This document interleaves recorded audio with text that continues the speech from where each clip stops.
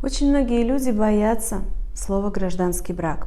Многим женщинам, конечно, в основном женщин это касается, мужчины обычно, наоборот, сторонники гражданских браков. Многим женщинам кажется, что если он долго не женится на мне, если брак у нас гражданский, точнее сожительство, мы просто живем вместе, то я не в безопасности, я не защищена. Давайте в этом видео поговорим про это подробнее, потому что моя точка зрения, что нет, это на самом деле не так.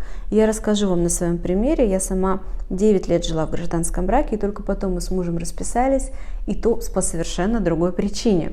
По причине, скорее, необходимости смены документов.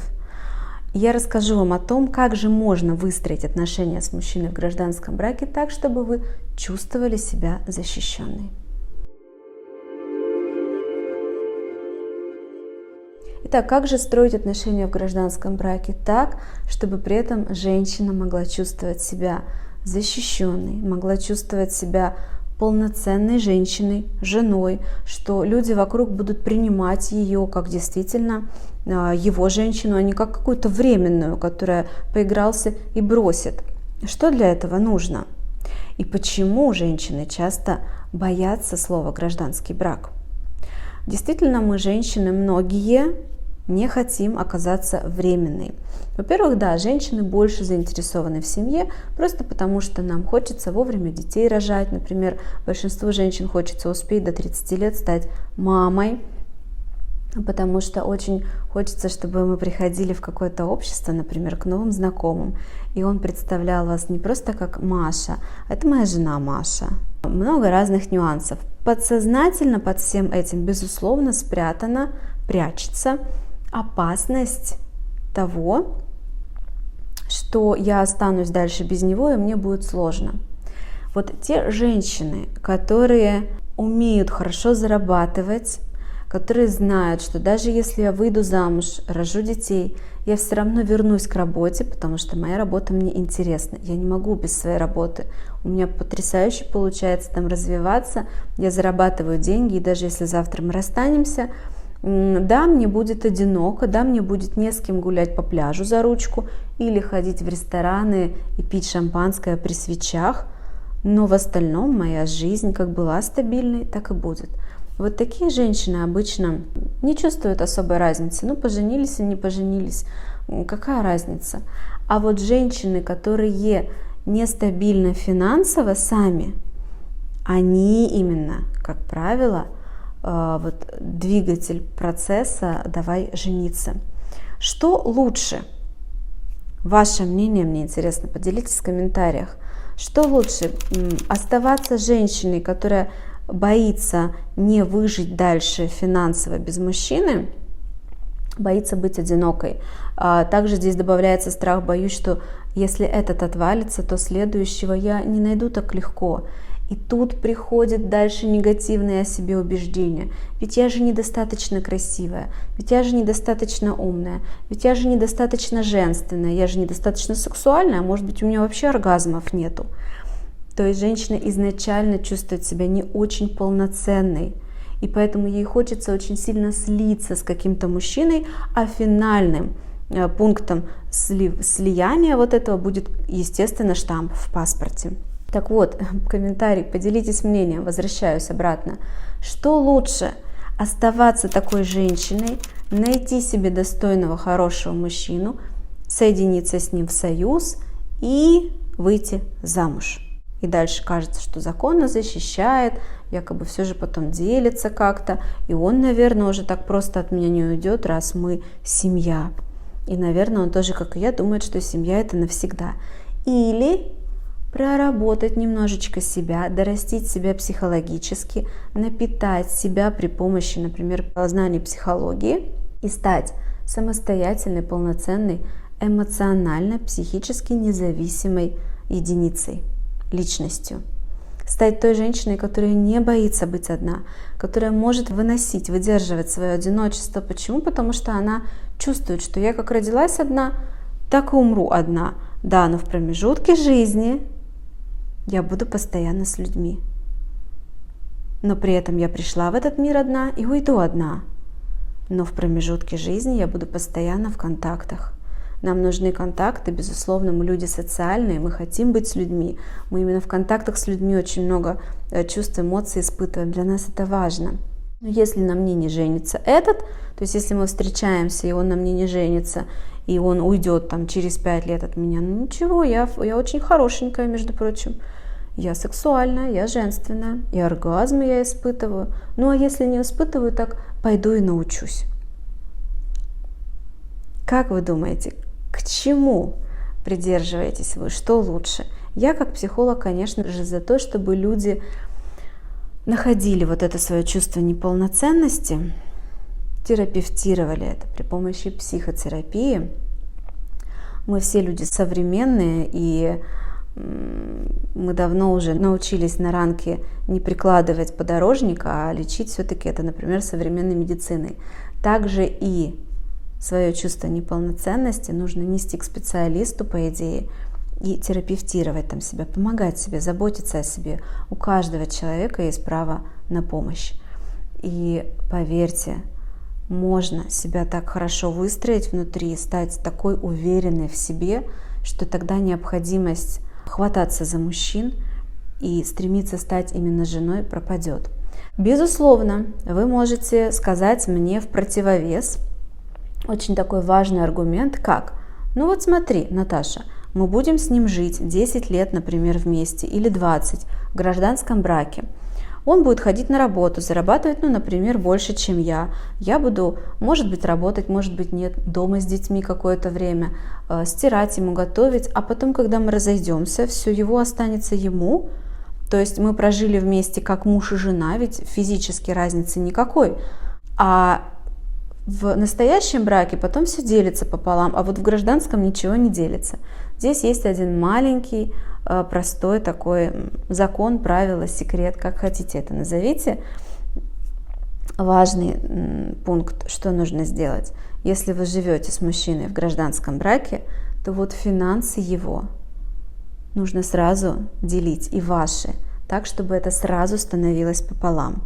То есть, если вы, к примеру, живете в паре, где вы, может быть, творческая личность, например, вы поете или рисуете, как-то что-то делаете, творите, но оно не продается так дорого, например, как он ходит в офис на, к примеру, позицию топ-менеджера, зарабатывает хорошо. И вот если вы в этом союзе покупаете дом, квартиру или машину, то все это нужно сразу, по идее, оформлять напополам. Если вы откладываете какие-то, как пара, семейные счета, счет в банке у вас, например, есть, где вы копите на какие-то поездки, на какие-то большие покупки, то это сразу нужно делать юридически так, чтобы оно было и ваше, и его, и при расставании автоматически, юридически делилось пополам. Потому что это очень важно. Конечно же, жить годами, полностью выполняя роль жены, но при этом не будучи юридически в этом статусе и потом рискуя остаться ни с чем, это неправильно. Вот здесь я против. Если вы живете прямо в одной квартире, в одном доме, как семья, и действительно все ваши обязанности делятся как в семье, то и финансы должны сразу становиться как в семье пополам. Но если вы просто встречаетесь, живете в разных квартирах, домах, тогда, конечно же, вы еще не семья, и у вас там свой бюджет как-то, у него свой, или что-то вы с этим делаете. Поэтому я за то, чтобы гражданские браки существовали, если они нужны и кто-то хочет, и чтобы женщины, самое главное, не боялись этого. При этом сохраняли разумность и объясняли своим мужчинам, что, знаешь, дорогой, если ты хочешь со мной так жить, окей, но финансы мы будем сразу делить пополам. Это очень важно. Если вы боитесь, что ваш мужчина не согласится, не бойтесь.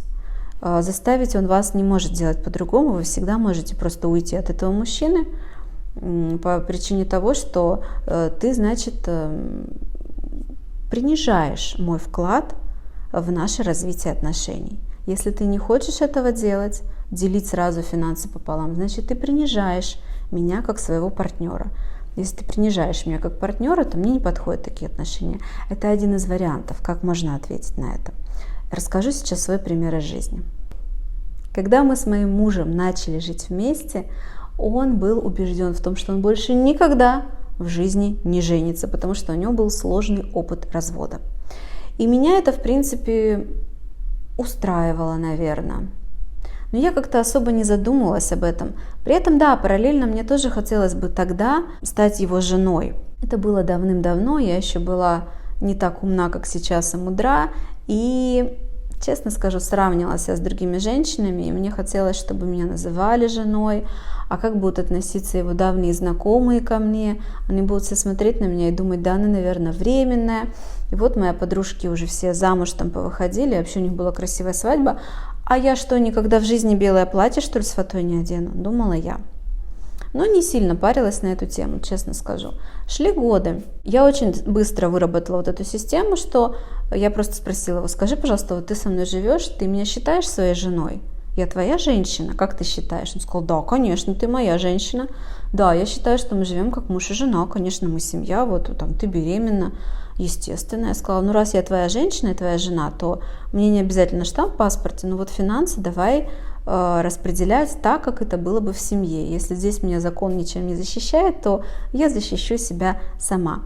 И вот все эти долгие годы, а мы лет 9 прожили гражданским браком, мы так распределяли наши доходы, чтобы все, вот в любой момент, если мы расстанемся, вот каждую секунду, чтобы плюс-минус там половина, чуть меньше, потому что он зарабатывал очень много, тогда я ничего не зарабатывала, но чтобы я осталась в порядке.